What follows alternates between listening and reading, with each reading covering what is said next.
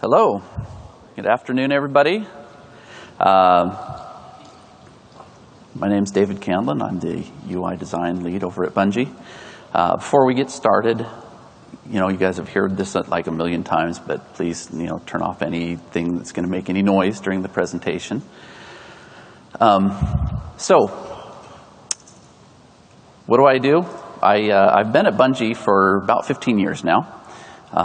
Which means that I was instrumental in creating and designing the UI for games like Halo, Halo 2, Halo 3, Halo 3 ODST, Halo Reach, and now Destiny. So, right now, at this moment, you're probably wondering why I have a piece of spaghetti on your screen. Well, let me tell you. About a few years ago, well, a lot of years ago, I was making some spaghetti, and I forgot to set a timer, and I was talking to my wife, and I said, how long till the noodles are done? And she said, well, did you set a timer? I go, no. And she goes, okay, take a piece out, throw it against the wall. And I'm like, did you just say throw it against the wall? She goes, yeah. So I did, and it hits the wall, and it rolls off. She goes, it's not done yet. I said, so how do you know that? And she goes, well, when it sticks, that's when you know it's done. So try it again here in the in the next few minutes. Not with the same piece, just, take another one out and try it. Well, this is a lot like the design process. You research, you calculate, you plan, you document, and then you take your best shot and throw your design into the game and see if it sticks. But sometimes it does, and sometimes it becomes a learning opportunity. The key is to keep trying, to be tenacious until the design has sticking power. So, today I'm going to discuss 4 of these noodles, if you will. Each of these are going to be aspects of our game that'll hopefully give you a few takeaways on our design process, some technical notes, and some of the things that we learned in creating the Destiny UI. And these features are the free cursor, our gear icons in the game, some of our localization practices and release valves, and lastly, the director. So let's start with the free cursor. So this here is one of my characters. I'll invoke the UI to get a better look at the armor that I have equipped. Selection is controlled with this cursor that moves freely about the UI. Now, most console games use D-pads or sticks to navigate. So a cursor on a console is, pretty much unheard of in most games. As you move the cursor around, the background counter scrolls in the opposite direction. The left stick controls the cursor, leaving you with your right thumb to use button presses or rotate the character around with the other stick for a better look. Now your inventory, it can fill up with all kinds of items, guns, armor, materials, and you can have a lot in your inventory. So trying to accomplish a simple thing like equipping a helmet and then going all the way down to the bottom left-hand corner and equipping one of your ghosts would have taken much, much longer and a lot more clicks with your thumb on the D-pad, left, left, left, left, left, down, down, down, down, down. And it's just not a very efficient or, pleasant experience. So, why did we do a free cursor? Well, I covered this first point, saving you all those different clicks saves you time and a lot of tedious effort. Second, free scrolling screens with animating interactive elements are sexy. And here's a little pro tip. You may want to take your notepads out.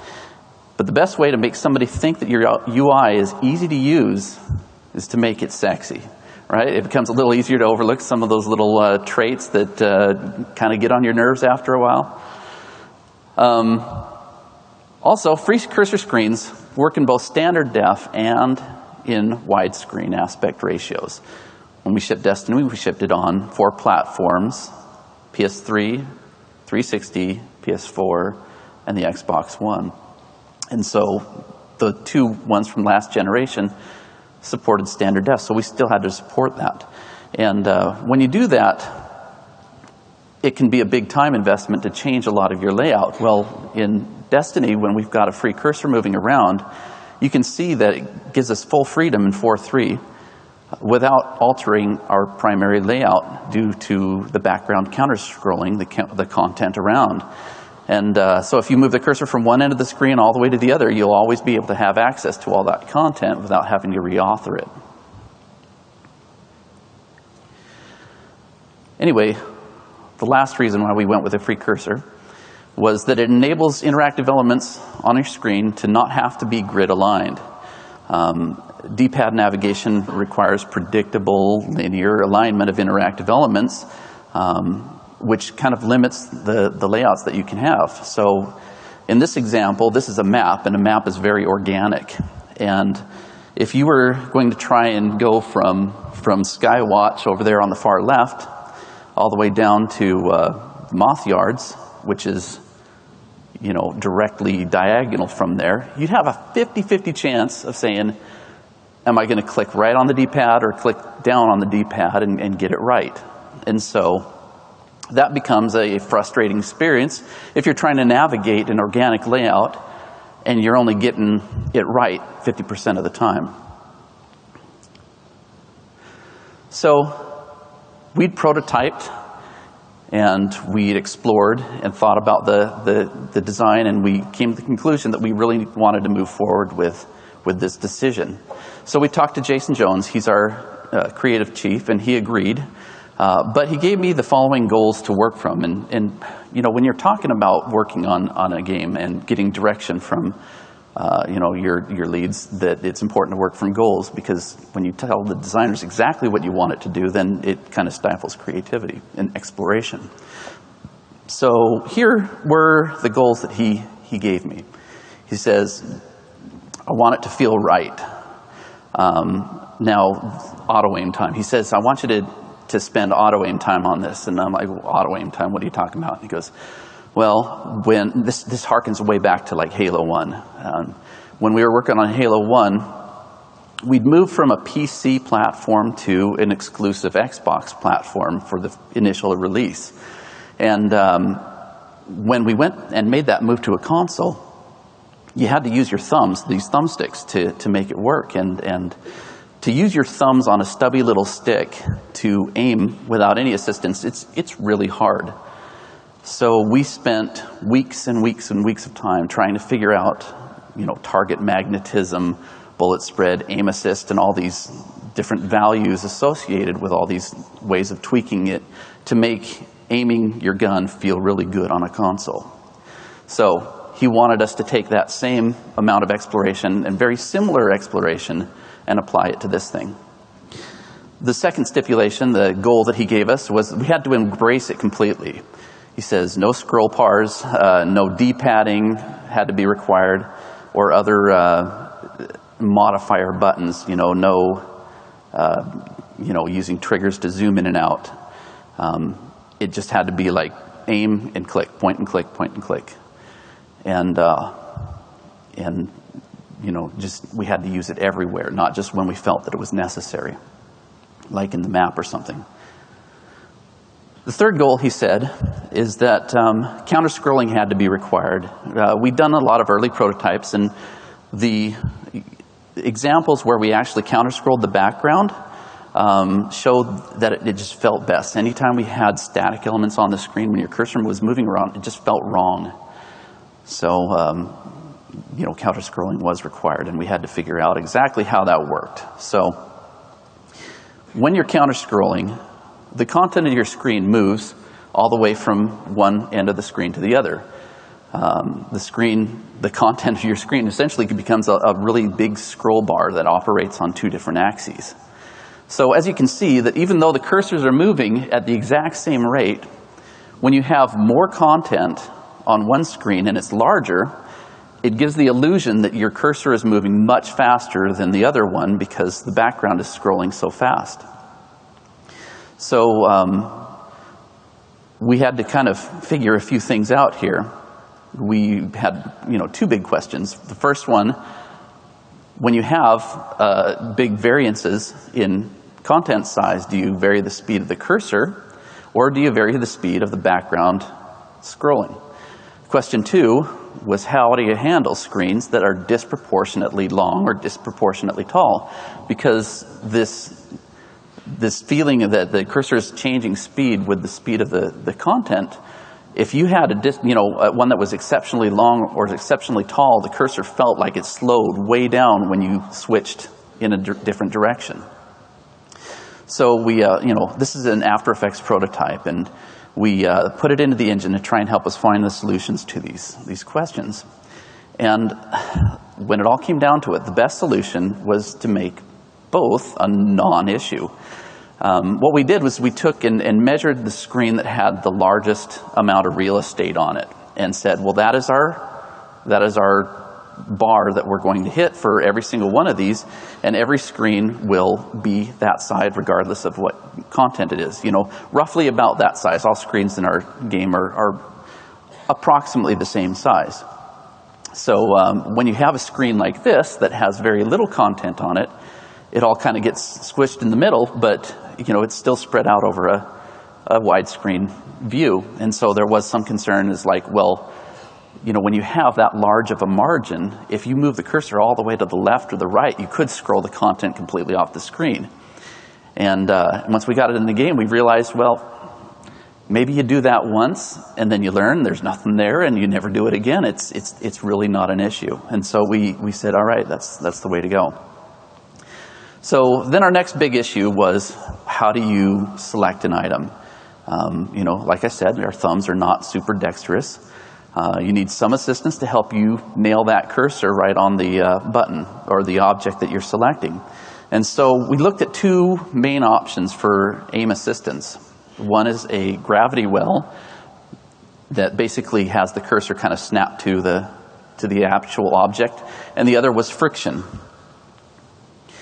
So we looked at a bunch of different options and all the different variables. So what if you had less gravity? If you pegged your sticks, how much friction do you apply? What if friction only happened on the way in and not on the way out?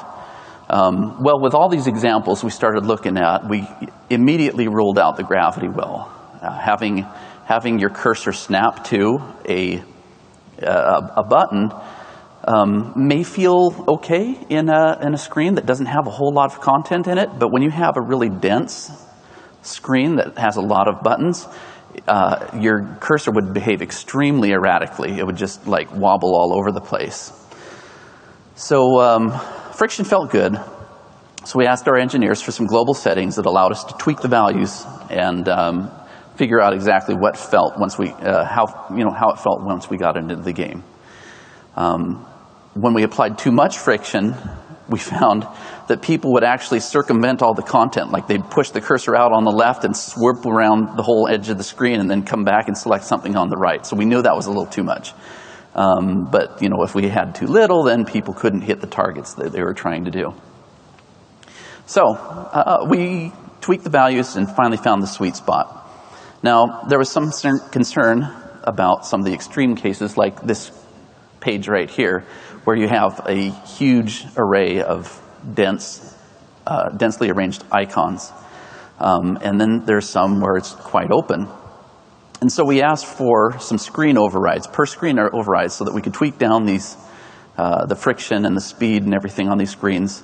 So even though the cursor may vary from screen to screen, it would at least feel consistent. And that's the thing about design, is that even though you have all your values consistent, they may not feel consistent. And so you may, whether it's the center alignment or whatever, sometimes you just need to fudge things so that it feels right. All right, so it's human nature to take the path of least resistance, and we're always, cutting corners to get from one place to another. And this created a problem with our menus. So when players took the path of least resistance, when they made a selection on their menu, they would take the cursor and just make a beeline for a different setting, like the top setting in this menu here. But as you can see, by doing so, they actually take the cursor directly off the menu in an attempt to put it back on the top. And so it's very unnatural to make people take a 90-degree angle, and that's what we had to do for a while. So we decided we needed to try and address this problem. So the only way around this was to figure out player intent, and to do so, we basically had our engineers help us solve this problem by giving us a way to calculate that. There was two key variables that we had to work with: velocity and trajectory. Velocity, you can safely assume that if somebody's pegging their stick in one direction, they're not going to try and land on the button directly above or below where they're going, for the most part. And then if they're moving it in a direction that it looks like it's going to try and hit the rest of the menu, that's another assumption we can make. Now, calculating the velocity is fairly easy. You just get that data from the analog sticks. Trajectory was a little bit trickier. Basically, we did this by computing a rectangle around the sub-menu container bounds. The top and the bottom of the rect calculated a point on the top and the bottom of the triangle, and the cursor was our third point. Any trajectory within that triangle gave us a positive result. So we had our engineers set up some debug geometry for us to be able to test this in game. And this is what it looked like. When the triangle was red, it meant they didn't have enough velocity to trigger the menu to stay open. But when it went green, we could pass over an adjacent button without triggering that button. So overall, it really helped us tweak the values that we needed in order to be able to calculate, what these values were in order to give the player a natural result.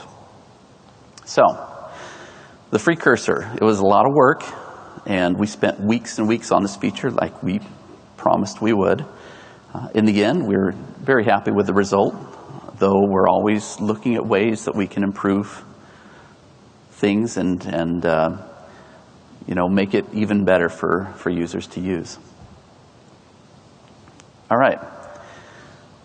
Next thing I want to touch on is our gear icons. So gear icons are an intrinsic part of the UI.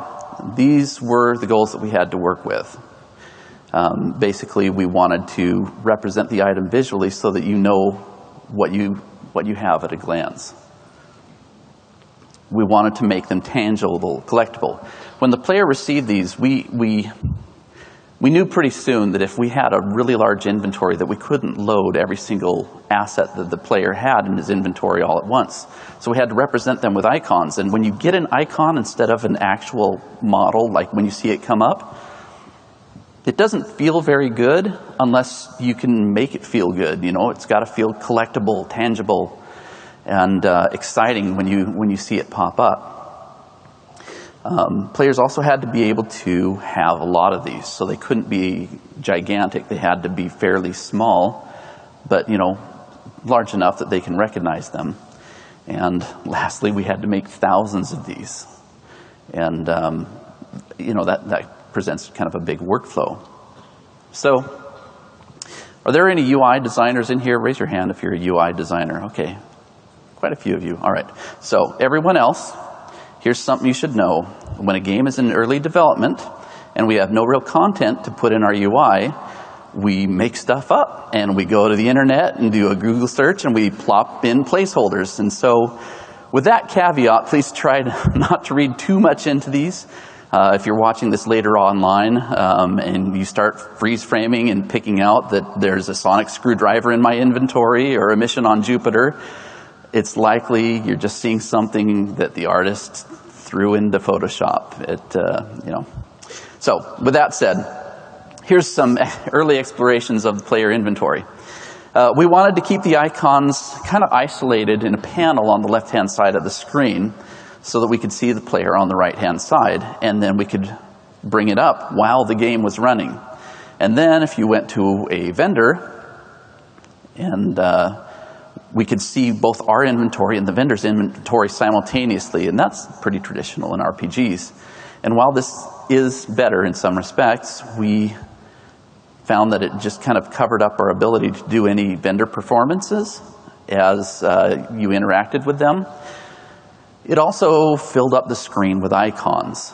They were visually dense, hard to read at a glance. We also couldn't display very many of them at a time. So to increase the item count, we tried going with overlapping icons. When you pass the cursor over them, they would kind of flip like these little tiles where you could see the entire thing underneath your cursor. But that just made things harder to read and parse at any given time. Seeing all your gear at once was something we were hoping to do, but as we started to do this, we realized that it just probably wasn't going to work without really cluttering your screen up.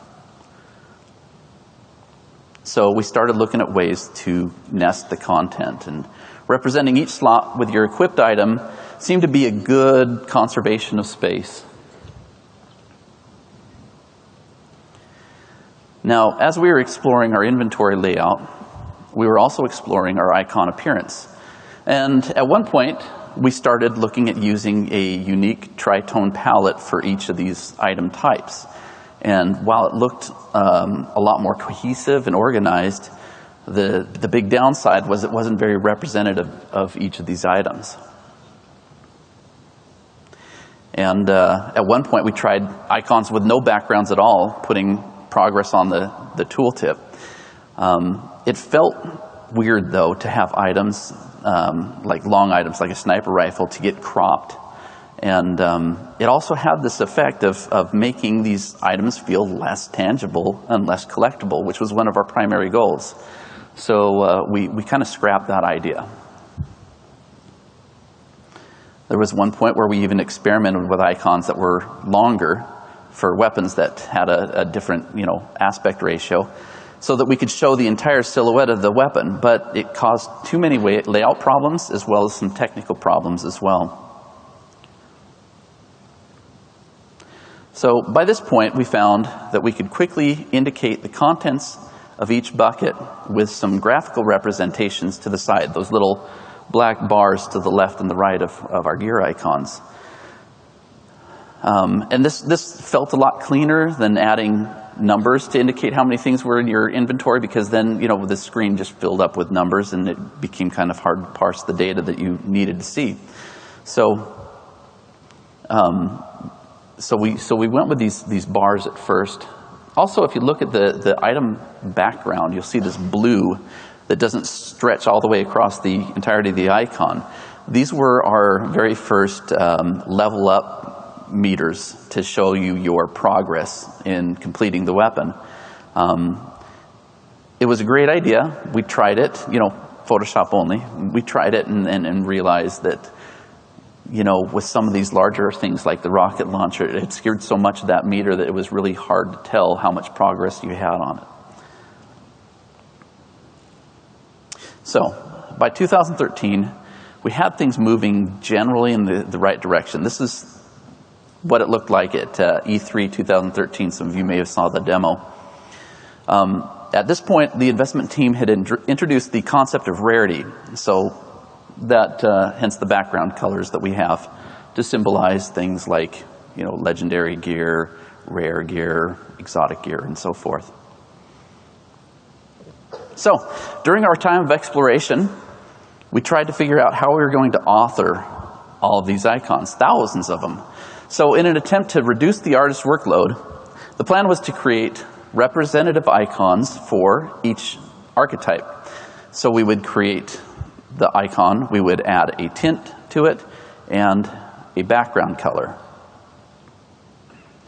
So we set them up by hand, then we had an artist mask them by hand, and then paint the change colors by hand, just to get a few iterations out of one small piece of art. We quickly realized that this was time consuming, and worst of all, it wasn't 100% accurate. So we quickly realized we were making passingly acceptable work and putting a lot of time into it. So we decided to cost an automated system. So what we're looking at here, this is Lightbox. This is our internal asset viewer. It's got many uses. Our 3D artists use it quite a bit, but in UI, we use it for shooting icons. So the 3D surface team authors the content. Then our investment team assigns names to the content and adds them to a registry. At that point, our artist, and the registry's the column on the left there. At that point, our artist selects these icons by name, and they're usually grouped by release, and then he adds them to the render queue, which is on the right. And then the render queue brings it up into our test environment. They're loaded into this test environment, and the artist has full control over the lighting. There's some preset lighting models based off of some of the locations and times of day in the game. Each has a very distinct palette. And this one in here is Venus at Night, which gives us really the most neutral, diffuse lighting preset. It's perfect for our icon shots. The models then are loaded up, and they do this on their own, or they can be equipped to a biped. And in this example here, it's equipped to a biped, but we have that render toggled off so that all you see are the pieces of the arm gear. Then the various rendering processes are turned off. So we turn off the environment, anti-aliasing, bloom, reflection maps, and self-shadowing and things of that nature.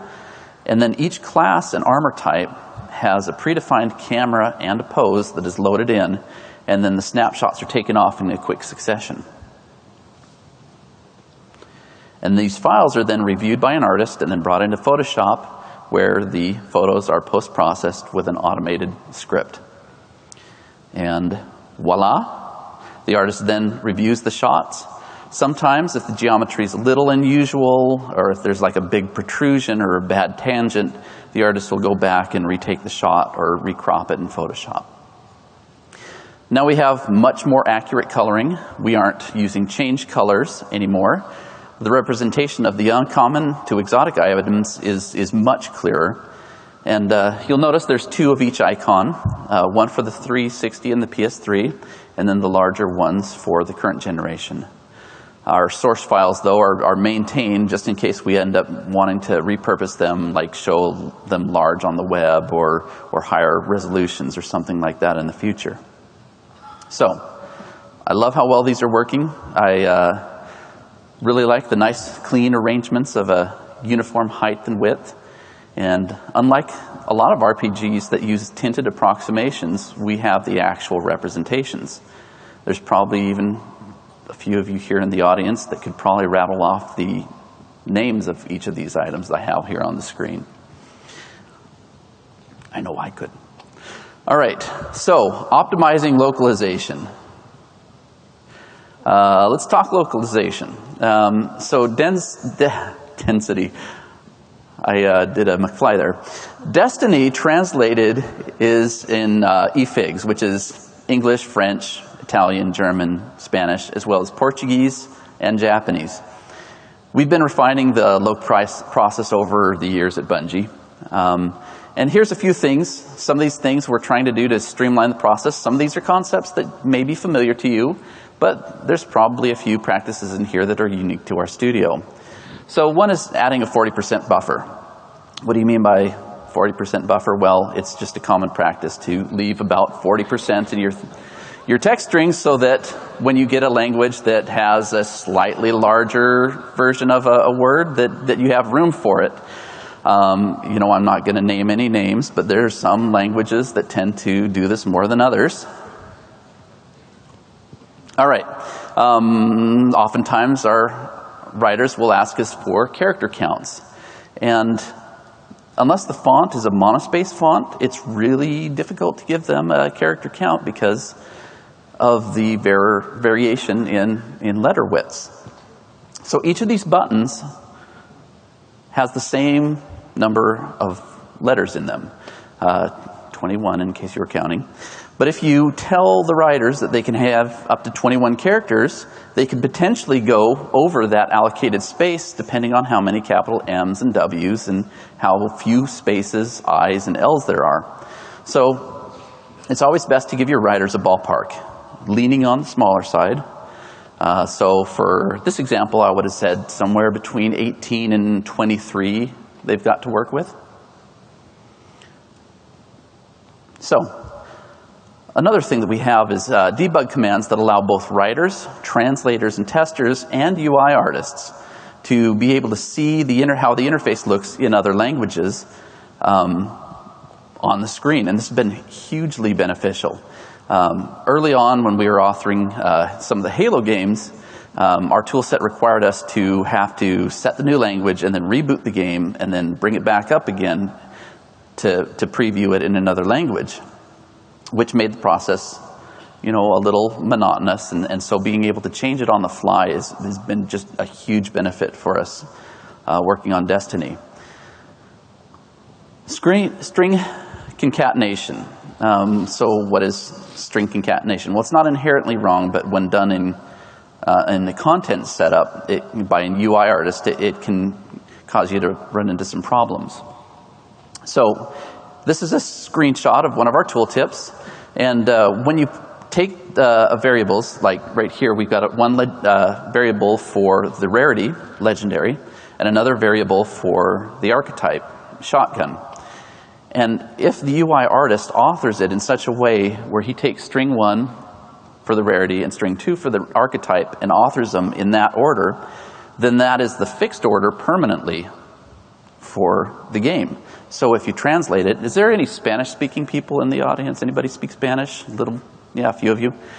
This probably looks a little backwards to you because in Spanish they tend to switch the two in their sentence structure.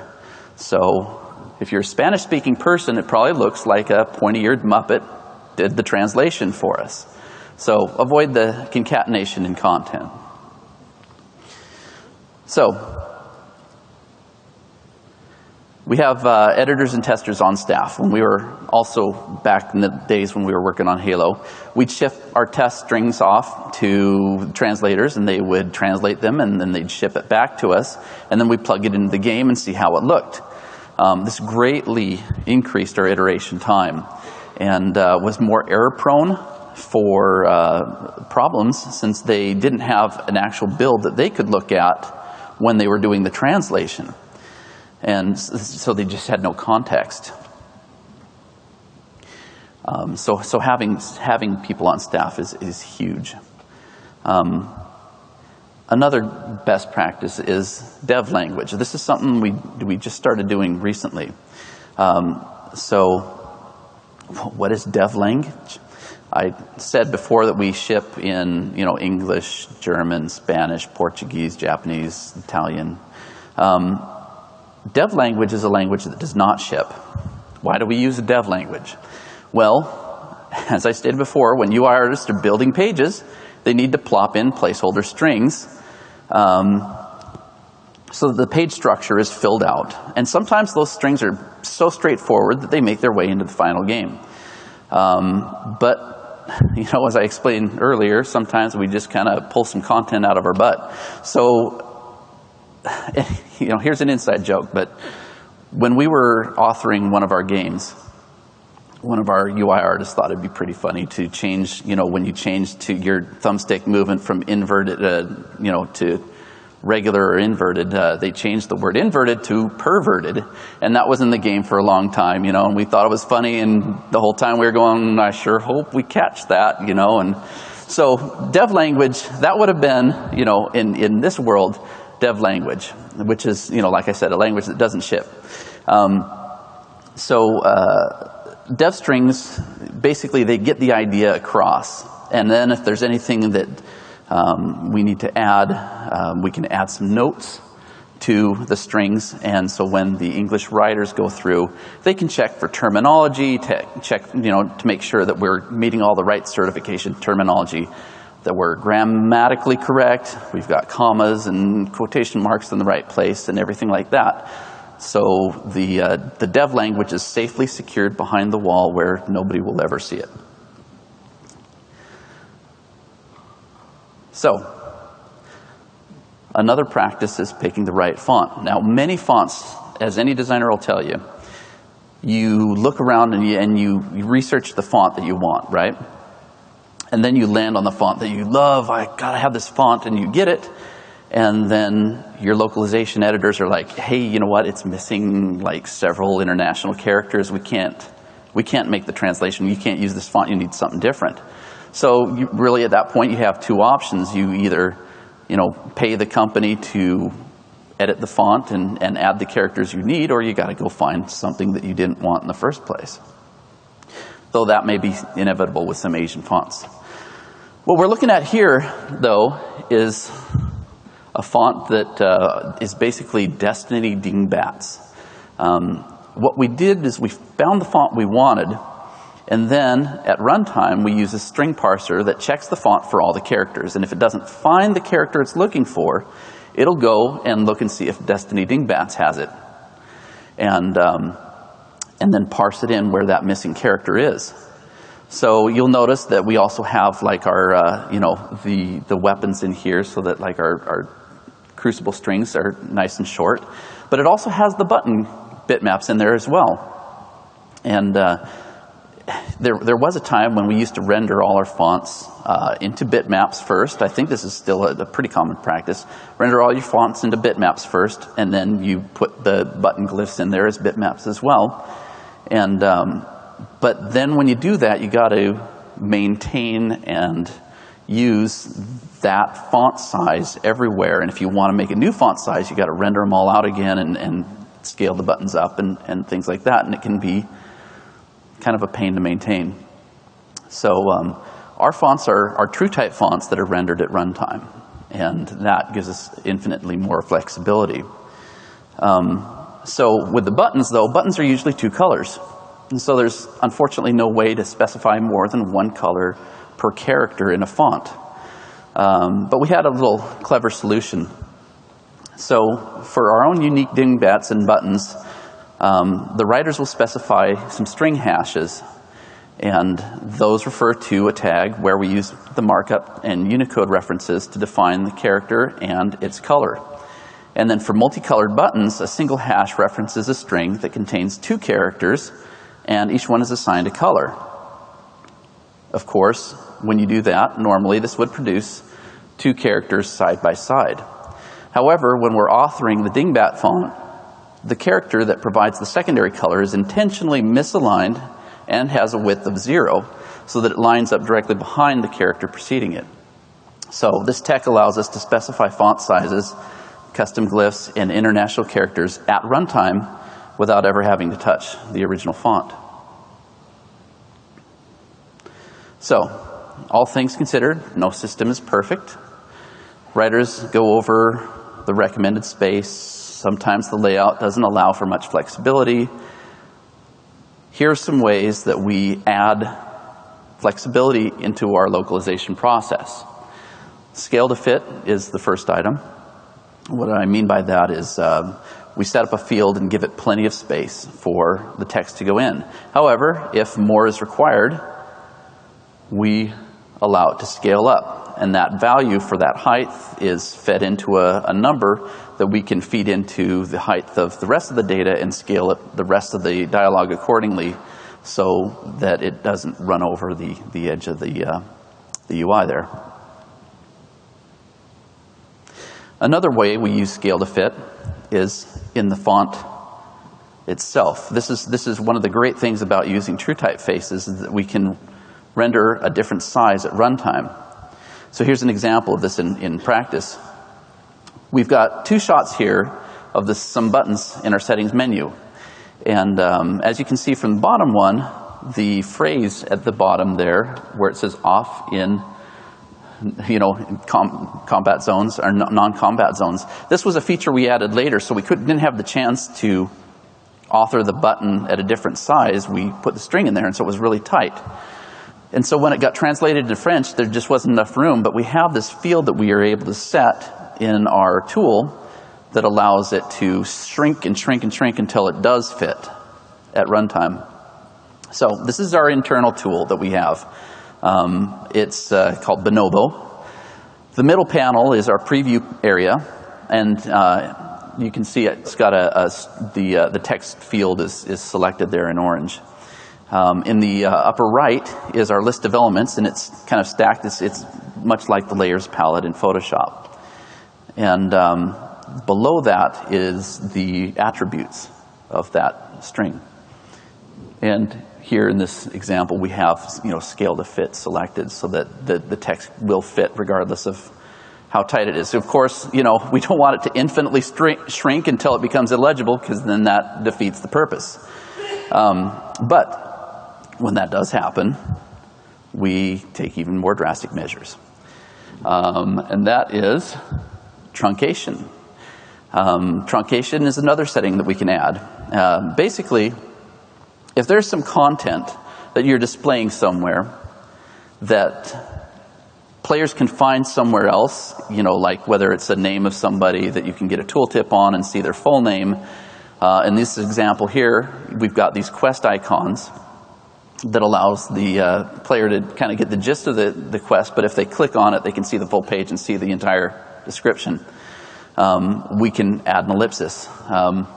Now, we're not currently using truncation as a checkbox in the game anywhere, although we have that in our tool. In this example, we actually use some UI content and some clever alpha masks to make it a little more elegant in this particular solution, but the resource is there if we need it.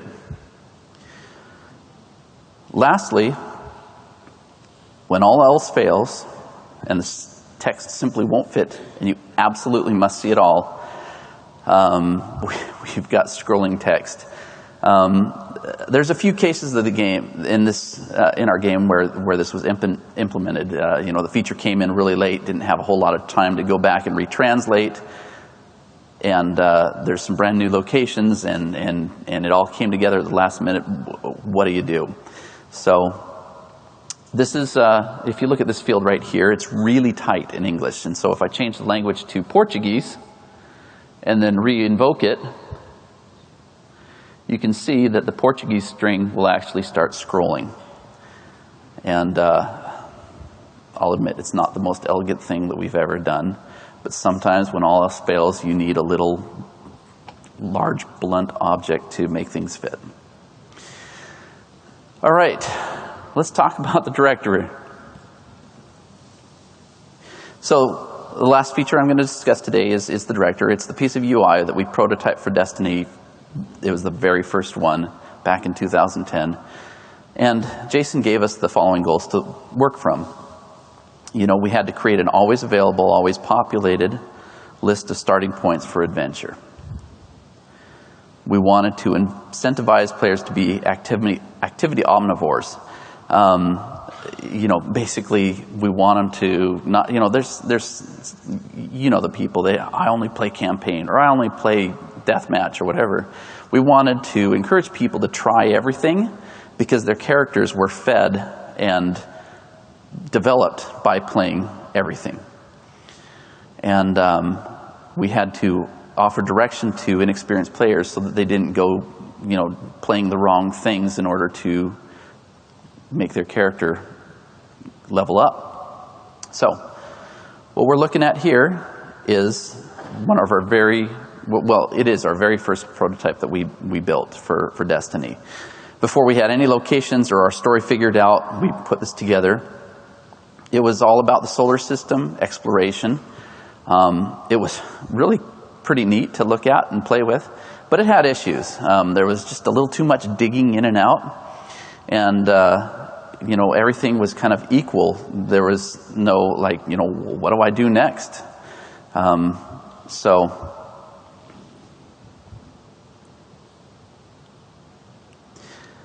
Then there was Todd.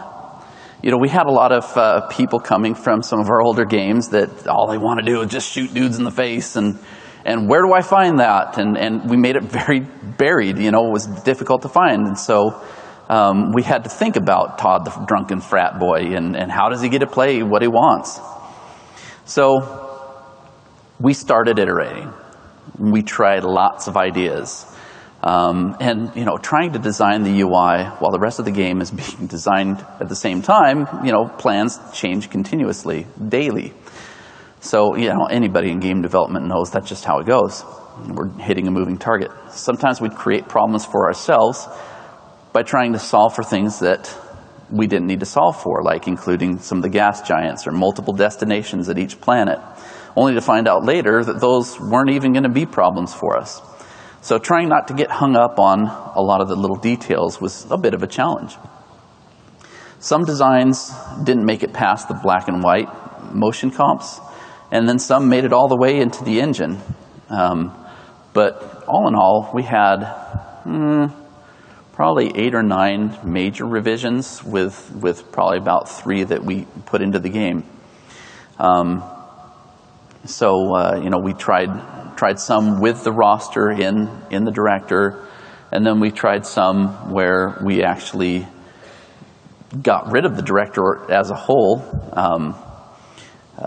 and put in a menu just right in orbit, like this example here, so that you didn't even have to leave the page to get to this. And then we categorized everything. It's like, this is the strike for the week. This is the raid, the crucible, and all this stuff.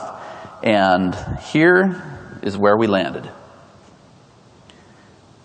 Now, this is like at the end of the development cycle. And we had basically streamlined the process, solved lots of issues, and made it absolutely easy to do what you want to do and do it extremely efficiently. But we had totally sucked all the fun and cool stuff that we had in that very first prototype, and we realized that we'd somehow gone astray. So this was an important lesson we learned, is that when you're iterating and improving and trying to fix everything from the last iteration, you got to take a look at all your previous iterations instead of just the last one, because then it can start driving you in the wrong course. And Jason was the first to recognize this and call it to our attention. And while we'd accomplished this first set of goals, he gave us a few more that he really wanted us to work on so we could clarify the important things about the director design.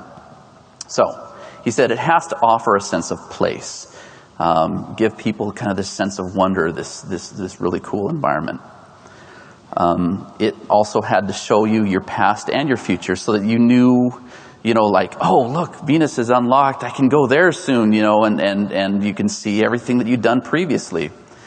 It also had to display the dependencies between activities. So like if you had to unlock Venus before you could unlock Mars, and so on and so forth. So it was the 11th hour. We knew we had to get this out like ASAP. If there's any producers in here, you were probably sweating bullets for me just thinking about the idea of making a major change that late. We're talking just a few months before we shipped.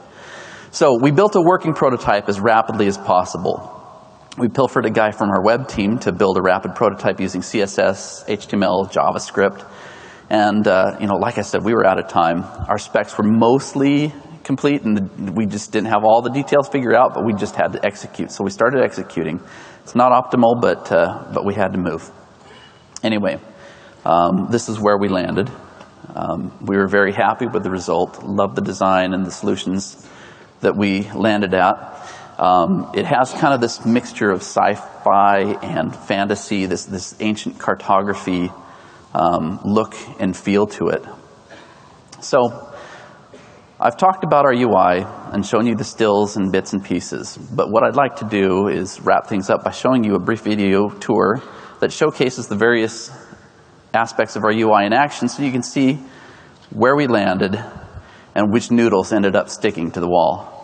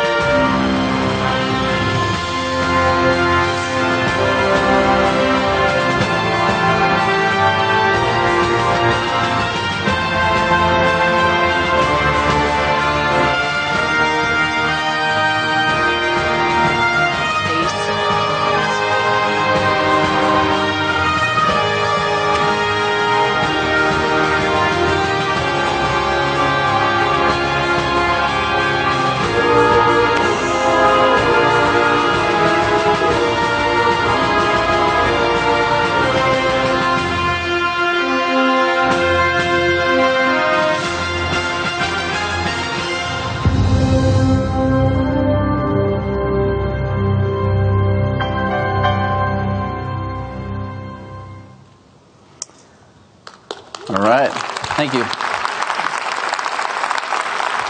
Thanks. So, I hope this insight into our design process has helped. Maybe there's something specific you can take away in regards to the precursor, our localization practices, creating gear icons, and designing the director. Our processes are constantly changing. We're always looking for ways to improve the UI in Destiny to make it simpler and easier for users to find the fun. And at this point, you're welcome to ask questions. We have 2 mics here in the aisles, about 20 feet from me here. Also, feel free to follow me on Twitter or Xbox Live if you like. And yeah, I'll take questions. Hi, David. So James Berg, I'm a researcher at EA for games. Quick question. Yeah. Is there a reason once you've selected your location that you don't default your cursor to the launch button? Yes, we were kind of torn. There was kind of 50-50 camp that we should do something like that. It would definitely make things move a lot quicker, but at the same time, when you opened up the screen, everything would be kind of, well, as my mom would say, ski-wampus. Everything would be kind of not aligned center and everything because of the counter-scrolling. And also, when you can't find your mouse on the screen, how you wiggle the mouse until you can see the cursor. It was kind of the same thing. It's like, oh, it's not in a predictable location. Whereas, oh, it's on the button, So we landed where, it just is always in the center. But yeah, again, we could have gone either way, honestly. Next question. Hi, I'm Saul. What kind of decisions prompted a lot of the changes between a lot of the Year 1 content and the Taken King?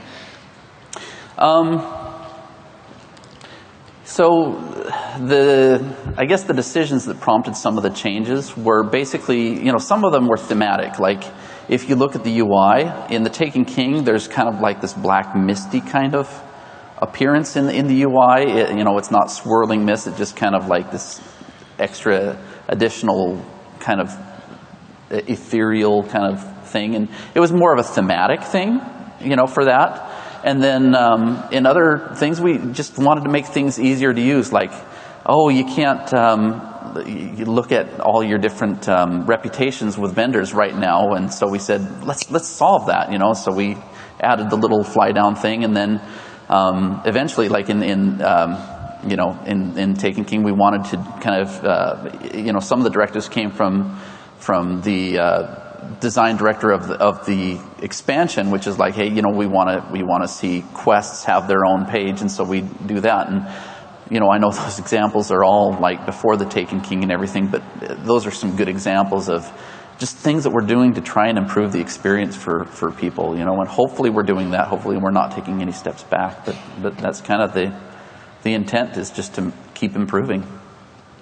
So, all right, how about over here? Yeah, my name's Agnish. Okay. And I had a question about the development, about the cursor and the rest of the UI. Mm-hmm. So was it like a decision that we decide on the cursor to go ahead first, or was it like in parallel with the rest of the UI at that point? Because, if you're using basically the interface depended heavily on the cursor, right? So was the cursor the first decision, or was it like going in parallel with the rest of the interface? It was kind of the first decision. Like I said, our first prototype was the one where we showed the map of the solar system, and for that we really needed a cursor. And then the question came up, well, do we apply that to the rest of the UI? And that's when we started thinking about it. And so we hadn't really designed any of the UI at that point, and so that's when we were thinking, okay, do we run with this, and how does that impact the layout? You may have seen in one of the early director comps, it looked like a big newspaper, and at one point we were like, holy cow, we don't need to paginate anything in the UI. We could put the whole UI in one screen, and people just drag it around if they want to look at it. Maybe that's an exaggeration, but it could work in some screens, like the post-game Carnage report would be a great example. All right, thanks. Yeah. Hi, my name is Stan. I'm a researcher consultant in the space. Okay. Really curious on how you track the success and usage of your UI. Is there telemetry, internal groups, waiting for a server to post to blow up, anything like that? Yeah, well, we actually have our own internal user research group.